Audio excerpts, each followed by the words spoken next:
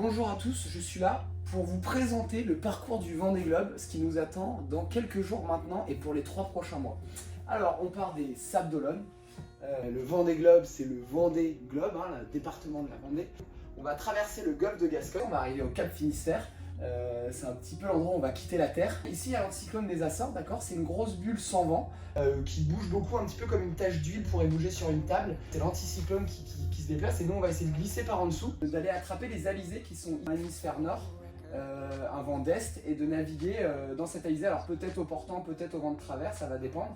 Tout ça pour aller chercher le poteau noir. Le poteau noir, c'est un endroit un petit peu compliqué pour les marins, qui se trouve juste au nord de l'équateur.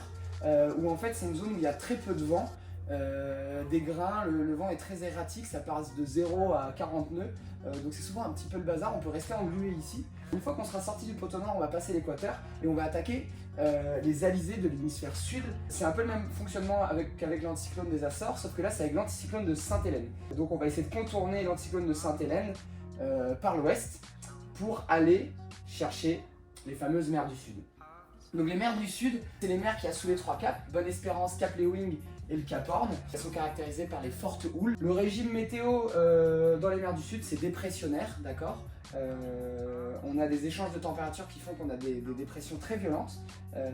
Et donc on va naviguer avec des dépressions qui se déplacent d'ouest en est et qui vont nous porter en fait dans les mers du sud. Donc on va commencer par traverser l'océan Indien en laissant les Kerguelen qui se trouvent quelque part par là dans notre sud a priori. On va continuer de traverser l'océan Indien, on va arriver au Cap Léwing. L'océan Indien, c'est un océan qui est réputé pour être très compliqué. Pourquoi? Parce qu'il y a beaucoup de courants ici, le courant des aiguilles au sud de l'Afrique. Et ce courant génère une mer très capricieuse, très compliquée. Et donc c'est un océan qui est complexe. Et ensuite on attaque le sud de l'Australie, de la Nouvelle-Zélande et on arrive dans le Pacifique. La Terre est ronde, je retourne de l'autre côté.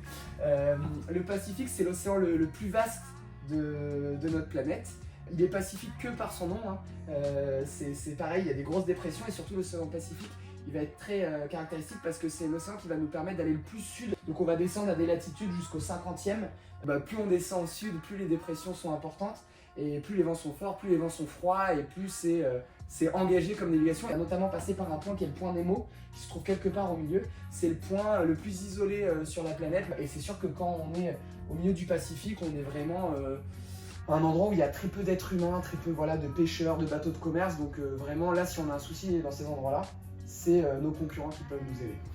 Et puis une fois qu'on termine l'océan Pacifique, on va attaquer le fameux Cap Horn, qui est le dernier cap au sud de l'Amérique latine, qui est le point le plus sud de ce Vendée Globe, avant d'attaquer notre remontée vers les Sables d'Olonne avec toujours le contournement de Sainte-Hélène. Et là, probablement qu'on contournera l'anticyclone des Açores par l'ouest pour récupérer les vents portants parce que le vent tourne comme ça dans l'anticyclone. Ici on aura du vent portant et ici on aura du vent portant si on remonte. Donc on le contournera probablement de l'autre sens pour aller choper le système dépressionnaire de l'hémisphère nord et nous ramener aux Sables d'Olonne. Alors il ne faut pas s'y tromper, la distance entre les Sables d'Olonne et le Cap de Bonne-Espérance, c'est à peu près la même qu'entre Bonne-Espérance et le Cap Horn. Plus on est sud, plus la distance à parcourir est courte. Donc en gros il faut 1 mois pour descendre à Bonne-Espérance, 1 mois pour faire le tour jusqu'au Cap Horn et 1 mois pour remonter du Cap Horn jusqu'au Sables d'Olonne dans l'épaisseur du trait évidemment.